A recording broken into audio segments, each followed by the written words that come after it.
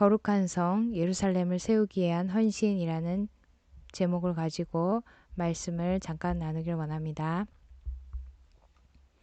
11장의 중심점은 예루살렘에 거하는 자들의 명단과 인수에 있습니다. 사람들이 많이 나옵니다. 하나님 나라의 3요소는 무엇일까요? 왕, 주권과 백성과 영토. 파괴되고 불타고 황폐화되었던 예루살렘은 중건이 되었습니다. 다음으로 중요한 것은 그 도성에 거할 자입니다. 본문에서는 예루살렘을 거룩한 성이라고 말씀합니다. 거룩이란 구별되는 것입니다. 하나님을 위해 구별된 성이라는 것입니다. 하나님께 예배하고 하나님의 것을 채워지는 곳이라는 뜻입니다. 세상을 향하여 하나님의 존재와 하나님의 성품을 드러내는 성이 거룩한 예루살렘 성입니다. 오늘날 교회라고 말할 수 있습니다. 교회의 정체성이 분명한 교회가 되어야 합니다. 문단을 나누도록 하겠습니다. 먼저 1절에서 24절 예루살렘에 거하는 자들, 25절에서 36절 마을과 들에 거하는 자들입니다. 좀 더 집중적으로 살펴보도록 하겠습니다. 1절에서 24절 예루살렘에 거하는 자들. 예루살렘은 비어있는 도성이었습니다. 7장 4절은 그 성읍은 광대하고 그 주민은 적으며 가옥은 미처 건축하지 못하였음이니라고 성벽 건축 이전의 상황을 설명했습니다.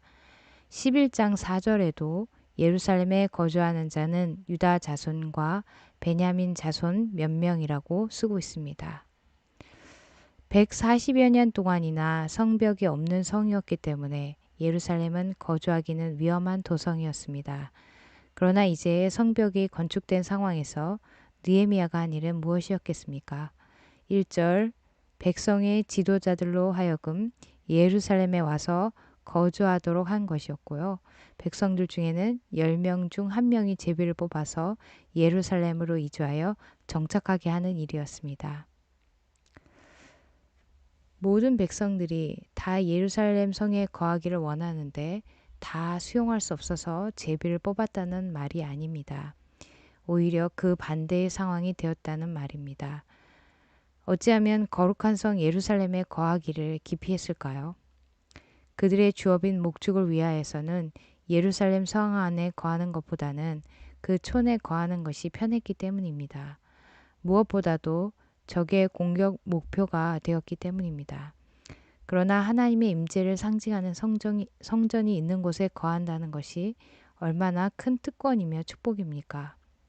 그러므로 2절 누구든지 무릇 예루살렘에 거하기를 자원하는 자는 백성들이 위하여 복을 빌었느니라고 말씀합니다.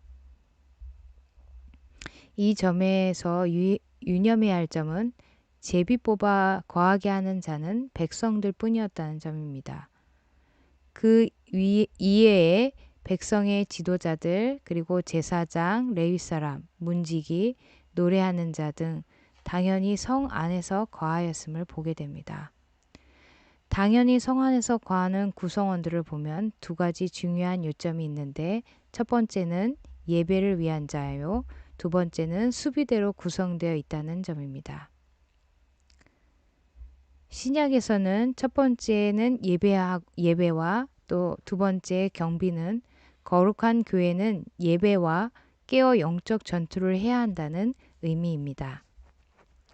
이 땅에서 문제를 어떻게 해결할 것인가? 한국 소아동의 문제가 무엇인가? 어떻게 할 것인가?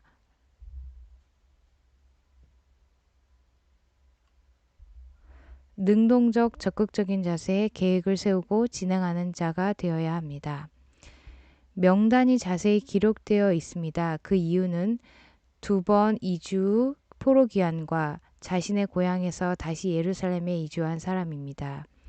위험한 곳 예루살렘 성에 자신의 거처를 움직입니다. 신앙을 위해 옮깁니다. 자신의 안위를 포기하고 자신을 희생하는 것입니다.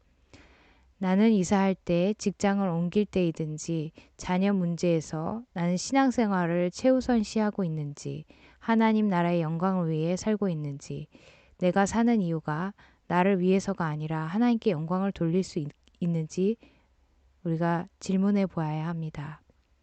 먼저 느헤미야는 유다 지파와 베냐민 지파들 가운데서 예루살렘에 와서 거주케 했는데, 이는 본래 예루살렘이 유다 지파와 베냐민 지파에 근접했었기 때문입니다. 그리고는 제사장과 레위 사람들, 성 문지기와 느디님 사람들, 그리고 여러 관리들이 열거됩니다. 본문에서 예루살렘에 정착한 것으로 기술된 사람들의 도합은 3,044명입니다. 아마 여인들과 자녀들을 합한다면 거의 1만 명 정도일 텐데, 이것이 전체 인구의 10분의 1이라면 당시 이스라엘 전체 인구는 10만 명 정도가 되었을 것입니다.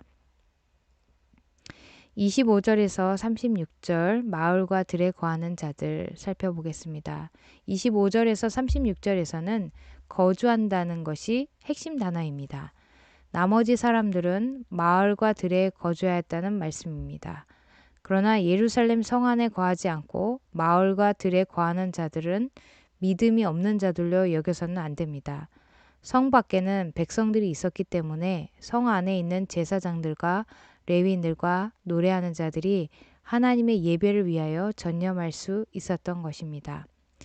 헌금하며 예루살렘 성 부근에서 예루살렘을 방비하는 곳이기 때문입니다.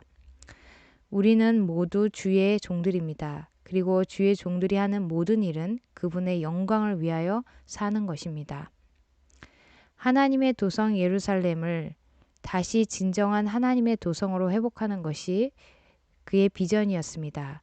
오늘날 하나님의 도성인 교회가 그 영광을 회복하는 것이며, 그러기 위해서는 하나님의 교회가 자원하는 하나님의 백성들로 채워져야 하는 것입니다. 이것은 당시 이스라엘 백성들과 같이 자기의 사사로운 이익을 위하여 살아가는 삶의 태도를 버릴 것을 요구합니다. 하나님 중심, 말씀 중심, 교회 중심의 삶이 우선순위를 오늘날도 회복되어야 합니다. 함께 기도하시겠습니다.